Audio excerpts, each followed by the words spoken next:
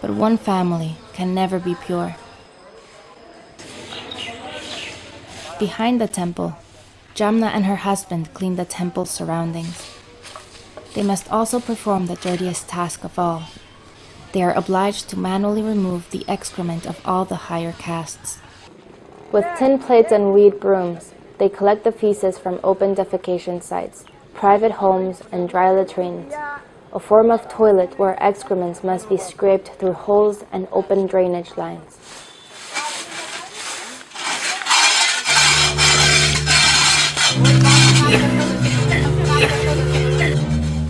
जब से मेरी शादी हुई, मेरी सास ने काम करती, गंदी मेला उठाती, तो मेरी सास मेरे को बोली ये काम अपना कर्म है, अपन को करना है। इसलिए तो जब मेरे सास ने बोला तो जब से मैं ये काम कर रही हूँ, मेला उठा रही।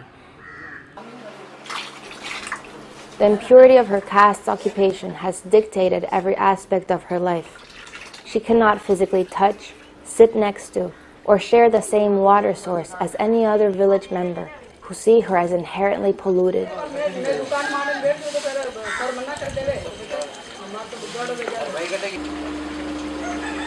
The bread she collects is the primary source of food for Jamna and her family. हमारी लड़की शादी होके जाएगी तो करेगी वो, तो कैसे वो आगे वो करते हुए सास ससुर करता है तो वो भी करेगी, वही करेगी वो, तो वो करेगी, वो जागीर के तो काम करेगी, वो घर पे बैठी क्या करेगी।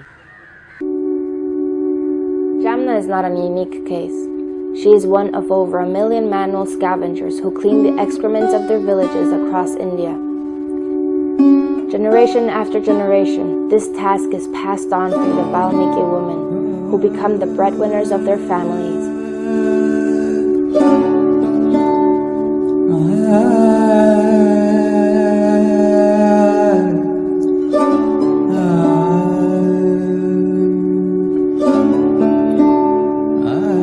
In addition to cleaning human excrements, these women are charged with other polluting tasks, including the disposal of dead animal carcasses without any protection, leaving them exposed to diseases and numerous skin infections.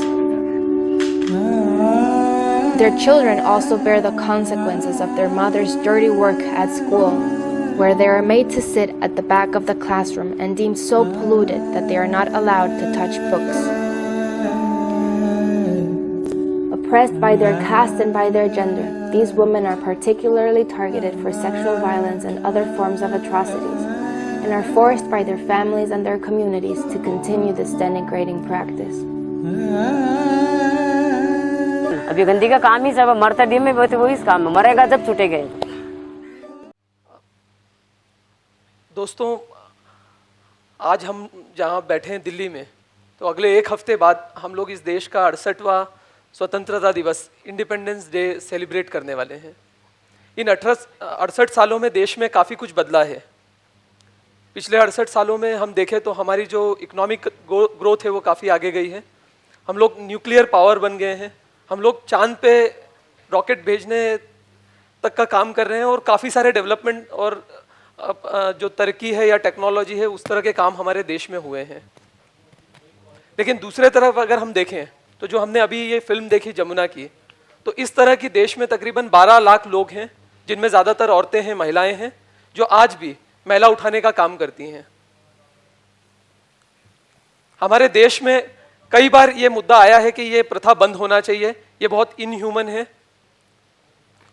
लेकिन कई बार बात होने के बावजूद भी, कानून आने के बावजूद भी, ये प्रथा आज भी हमारे देश में जारी है। हमारे देश में अगर देखें तो कश्मीर से लेकर कन्याकुमारी तक सभी राज्यों में ये प्रथा चलती है। आप देखें जिनको हम डेवलप स्टेट्स बोलते हैं वहाँ भी ये प्रथा है, और जो काफ़ी बैकवर्ड या पिछड़े स्टेट्स हैं वहाँ पे भी आज भी मैला उठाने का काम करते हैं लोग। जो लोग दोस्तों ये काम करते हैं उनके साथ कई तरह की छुआछूत, भेदभाव, अत्याचार होते हैं। हर दिन अपनी ज़िंदगी में कदम कदम पे वो छुआछूत और भेदभाव के शिकार होते हैं। हम में से कई लोग सुबह सुबह मंदिर जाते हैं या मस्जिद जाते हैं, लेकिन उनको सुबह शौचालय या ड्राई टॉयलेट में जाना पड़ता है दूसरे का मल या टट्टी उठाने के लिए, और ये कभी भी वो उसमें गैप नहीं कर सकते हैं। भले ही वो औरत प्रेग्नेंट हो, भले ही उसके घर में किसी की डेथ हुई हो, या उनको किसी शादी में जाना है, लेकिन उनको ये काम करना होता है। जब उनके बच्चे स्कूलों में जाते हैं तो उनके साथ छुआछूत होती है, उनको बोला जाता है कि तुम्हारी माँ तो भंगन है, वो मैला उठाने का काम करती है। काफ़ी सारे बच्चे इसलिए स्कूल छोड़ देते हैं। लोग कहते हैं ये ड्रॉप आउट है, हम कहते हैं पुश आउट है। उनको जबरदस्ती आपने ये एजुकेशन सिस्टम से बाहर कर दिया। साथियों, स्कूल या मंदिर या बाकी जगह के अलावा भी हर जगह पे उनको छुआछूत भेदभाव का सामना करना पड़ता है। कई सालों से लोग इस बारे में बात करते आ रहे हैं, लेकिन सरकार को यह बात 1993 में समझ में आई कि यह प्रथा गलत है, इसको बंद किया जाना चाहिए। तो सरकार ने 1993 में, आज से 20 साल पहले, एक कानून पास किया जिसमें उन्होंने कहा कि यह प्रथा अब देश में जारी नहीं रहेगी। लेकिन दोस्तों, सबसे बड़ी दुविधा की बात यह हुई, मुश्किल की बात यह हुई कि जो कानून सरकार ने बनाया उसमें उन्होंने कहा कि यह एक टेक्निकल इशू है, यह एक सैनिटेशन का इशू है, यह एक इकोनॉमिक इशू है, क्योंकि लोगों के पास रोजगार नहीं, इसलिए वो ये काम करते हैं। लेकिन सच्चाई कुछ अलग थी। सच्चाई अगर हम देखें तो सच्चाई ये थी कि जो लोग दलित हैं, जो लोग अछूत हैं, अनटचेबल कम्युनिटी से आते हैं, उनको ही ये सिर्फ काम करना पड़ता है। दोस्तों, दूसरी बात अगर हम देखें तो सिर्फ महिलाएं या 95 to 98% महिलाओं को ही सिर्फ ये काम करना पड़ता है। तो सिर्फ ये सैनिटेशन का सवाल नहीं है, सिर्फ ये टेक्नोलॉजी का सवाल नहीं कि टेक्नोलॉजी नहीं है इसलिए ड्राई टॉयलेट है, ड्राई टॉयलेट है इसलिए लोग मैला उठाने का काम करते हैं। ये एक तरह से कास्ट के साथ जुड़ा हुआ सवाल है। जो हमारा इंडियन पूरा सोशल सिस्टम है, उस पूरे सिस्टम में जो कास्ट का एक महत्वपूर्ण रोल है, वहां पे से वो काम आता है। ये जो हमारे समाज में महिलाओं के साथ गैर बराबरी है, औरतों के साथ जो इनइक्वालिटी है, वहां से ये काम आता है। तो सरकार ने ये बात को 1993 में समझा नहीं। और साथियों, ये बात सरकार को समझने में 20 साल लग गए। 20 साल बने हुए हो गए उस कानून को, 1993 के कानून को, लेकिन 20 साल में ये प्रथा देश में कहीं पे भी बंद नहीं हुई। पहले भी पूरे देश में ये प्रथा चलती थी, आज भी पूरे देश में ये प्रथा चल रही है। 20 साल बाद 2013 में सरकार ने एक नया कानून बनाया जिसमें उन्होंने कहा कि हमको अब समझ में आ गया कि ये तो ह्यूमन डिग्निटी का सवाल है, ह्यूमन राइट्स का सवाल है, लोगों के साथ जो गैर बराबरी हो रही है उसका सवाल है। और एक नया कानून हमारे देश में अभी पास हुआ है। साथियों, 20 साल में एक दूसरी बात यह हुई कि जो राज्य सरकारें हैं या कई सारे जो इंस्टीट्यूशन हैं, वो इस बात को मानने को तैयार नहीं है। या इवन जब हम दिल्ली में आते थे पहले, जब ये काम हमने अपने गाँव में शुरू किया और दिल्ली में आते थे, लोगों को कहते थे अभी भी ये काम होता है। लोग कहते अरे ये तो इतिहास की बात है, 100 साल पहले कभी हुआ करता होगा। लेकिन दोस्तों, ये आज हमारे गाँव में भी होता है, मैं जहाँ से आता हूँ वहाँ भी होता है, और आपके दिल्ली में भी होता है, बॉम्बे में भी होता है। तो पूरे देश में ये काम चल रहा है, लेकिन सरकारें ये मानने को तैयार नहीं थी। 2011 में एक बहुत इंटरेस्टिंग बात हुई। सरकार ने जनगणना कराई, सेंसस 2011 हुआ। सेंसस में ये रिपोर्ट आई कि देश में 26 लाख ड्राई टॉयलेट अभी भी हैं जिसमें मानव द्वारा मल उठाया जाता है। लोग, ह्यूमन बीइंग्स, उसको क्लीन करने का काम करते हैं। तब सरकार की भी आंखें खुली, काफी सारे लोगों को लगा कि हाँ, ये तो प्रथा अभी भी चालू है। लेकिन दूसरा एक महत्वपूर्ण पहलू ऐसा है कि हम में से कई लोग इंडियन रेलवे या जो ट्रेन है हमारी, उसमें सफर करते हैं। इंडियन रेलवेज के बारे में बोला जाता है कि दुनिया का सबसे बड़ा रेल का ये नेटवर्क है, ट्रेन का ये नेटवर्क है। लेकिन दूसरी इसकी एक खास बात यह भी है कि दुनिया का सबसे बड़ा एम्प्लॉयर जो है वो इंडियन रेलवेज है। वो एम्प्लॉय करते हैं लोगों को मैनुअल स्पंजिंग कराने के लिए, करने के लिए। हर ट्रेन के एक डब्बे में 4 ड्राई टॉयलेट होते हैं, और जिसको किसी ना किसी इंसान को साफ करना पड़ता है। वो ट्रेन के अंदर भी करना पड़ता है, प्लेटफॉर्म पे भी करना पड़ता है। लेकिन जो हमारे समाज के लोग हैं, पॉलिसी मेकर्स है, वो अभी तक मानने को तैयार नहीं है कि वहाँ ये प्रथा चल रही है। सेंसस 2011 जब आया तो उसमें एक और खास बात नजर आई। वो ये थी, उन्होंने कहा डिफेंस के कंटोनमेंट एरिया में भी मैनुअल स्पंजिंग की प्रैक्टिस होती है। और ये हम नहीं बोल रहे हैं, जो वहाँ पे काम कर रहे हैं, ये तो सेंसस, जो गवर्नमेंट का जो एक ऑथेंटिक डेटा है, वो कहता है कि वहाँ पे भी ये काम हो रहा है। तो सच्चाई है इसमें कुछ कि अभी भी ये काम चल रहा है। ये डिफेंस में चल रहा है, ये रेलवेज में चलता है, और ये पूरे देश में चलता है। तो साथियों, ये बात हम लोगों ने देखी, और ये 2001 में जब हम एक गांव में गए जहां 26 औरतें ये काम करती थी, तब हमको समझ में आ गया कि कास्ट या जो जाति व्यवस्था है इस समाज के लिए एक बहुत घातक है और कलंक है। क्योंकि यहाँ पे हमारे सामाजिक व्यवहार, सोशल रिलेशनशिप तय होते हैं कास्ट के बेसिस पे। हमारा जो एक, हमको उसको टच करना है या वो अनटचेबल है, ये हम मानते हैं कास्ट के बेसिस पे। तो हमको ये पूरी जो व्यवस्था है, इनइक्वालिटी की जो व्यवस्था है, इसको खत्म करने की जरूरत है। दोस्तों, अगर हम अपने संविधान को देखें तो संविधान में हर आदमी को इक्वल राइट्स दिए हैं। हर आदमी को एक ही वोट देने का अधिकार है, भले वो टचेबल कम्युनिटी से हो, अनटचेबल कम्युनिटी से कोई भी हो। लेकिन सोसाइटी में ये रियलिटी नहीं है। सोसाइटी की रियलिटी कुछ और है।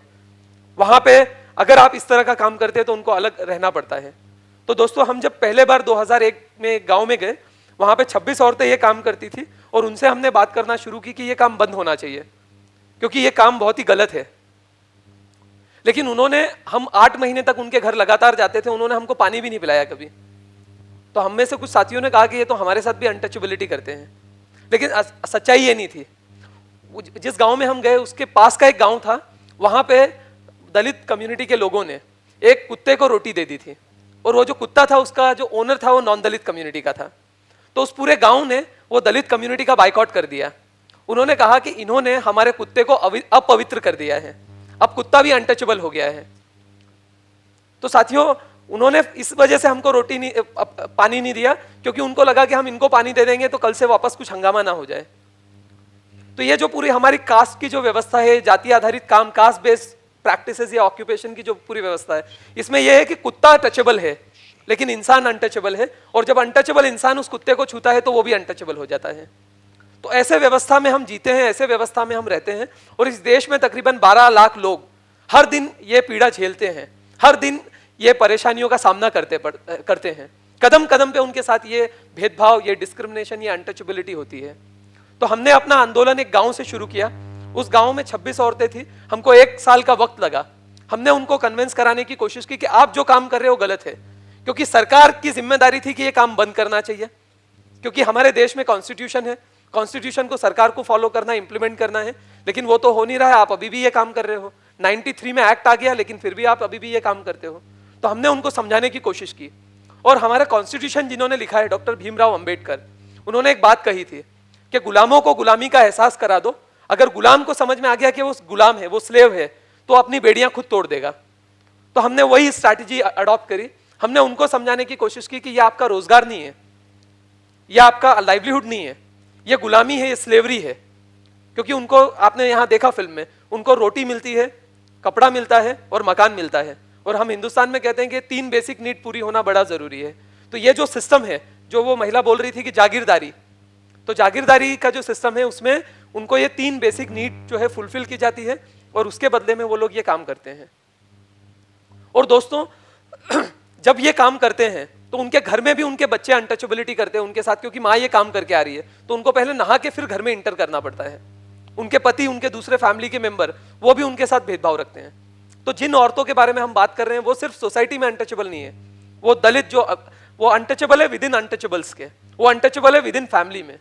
तो ऐसे औरतों के बारे में हम बात कर रहे हैं, और हम लोगों ने अपना ये काम शुरू किया, और हमको 1 साल का वक्त लगा। हमने उनको कन्विंस कराया कि ये काम गलत है, ये हमको छोड़ना होगा। और एक बार हमने ये छोड़ा तो ये एक एंट्री पॉइंट है आजादी का, फ्रीडम का। आप ये काम एक बार छोड़ो और आप आजाद की तरह रह सकते हो, फ्रीडम के साथ अपनी जिंदगी जी सकते हो।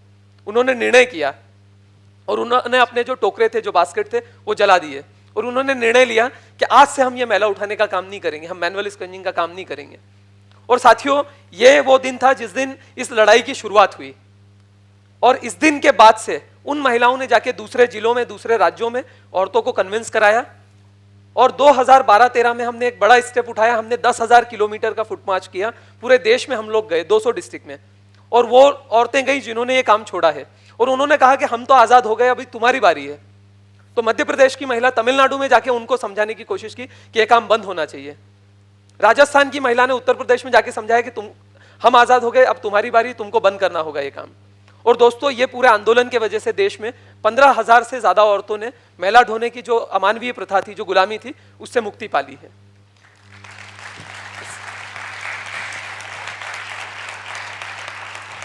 साथियों, दूसरी एक बात और हुई कि जब उन्होंने यहां से मुक्ति पाली, तो आज वो आंगनवाड़ी में काम करती हैं, ICDS सेंटर्स में, वहां खाना बनाती हैं और दूसरे गांव के लोग खाते हैं। उन्होंने अनरिजर्व सीट पे चुनाव लड़ना शुरू किया, और 80 औरतों ने चुनाव जीता, वो सरपंच बनी और गवर्नेंस सिस्टम के अंदर गई। उनमें से 24 औरतें ऐसी थी जिन्होंने कभी भी पंचायत के अंदर इंटर नहीं किया था, लेकिन वो अनरिजर्व सीट से चुनाव लड़के गई और वो जीती। तो साथियों, ये एक बदलाव हो रहा है, ये सिर्फ मध्य प्रदेश नहीं लेकिन देश भर में ये बदलाव हो रहा है। और अभी जरूरत इस बात की है कि ये एक शुरुआत की है उन औरतों ने जो ये काम करती थी, क्योंकि लोग कहते हैं कि जिसकी लड़ाई है उसी को लड़ना होगी, लेकिन हम ऐसा मानते हैं कि ये जो कलंक है, ये सिर्फ उन महिलाओं का कलंक नहीं जो मैला उठाने का काम करती हैं, ये हम सबके ऊपर कलंक है कि हम इस ऐसे देश में रहते हैं जहां 12 लाख लोगों को रोज मैला उठाने का काम करना पड़ता है। और हम कहते हैं कि हमारी इकोनॉमी बहुत बढ़ रही है, हम न्यूक्लियर पावर बन गए हैं, तो ये सच्चाई नहीं है। जब तक वो बदलाव नहीं होगा तब तक ये सारे बदलाव बेमानी है। तो दोस्तों, मैं आपसे एक अपील करना चाहूंगा कि जहां पे भी आप देखते हैं कि ड्राई टॉयलेट मौजूद है और कोई भी उसका इस्तेमाल कर रहा है, तो इसका बहिष्कार करें। भले ही वो इंडियन रेलवेज हो, भले ही वो कोई पब्लिक प्रोग्राम में आप जाते हो, आप इसका बहिष्कार करें और जो भी रिलेवेंट अथॉरिटी उनको बताएं। दूसरी बात मैं आपको ये कहना चाहूंगा कि अनटचेबिलिटी भी एक इस देश में बहुत बड़ा कलंक है जो आज भी मौजूद है। तो जहां पे भी हम, और ये सिर्फ गांव की बात नहीं, हमने दिल्ली में देखा, बड़े बड़े इंस्टीट्यूशंस में देखा, कॉलेजेस में देखा, अभी भी अनटचेबिलिटी और discrimination on the basis of caste होता है।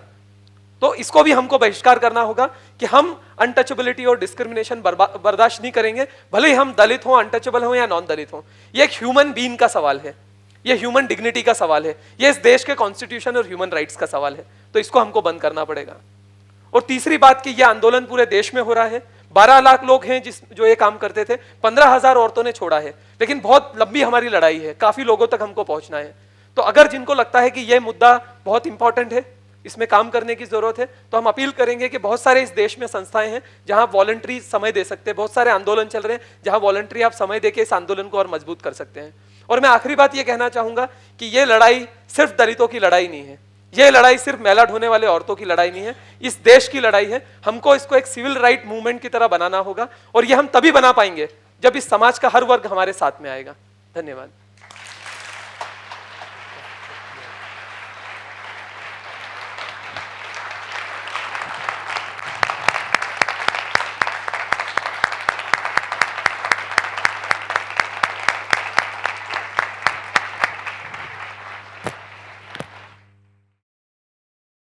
T-Gelf, leading the change.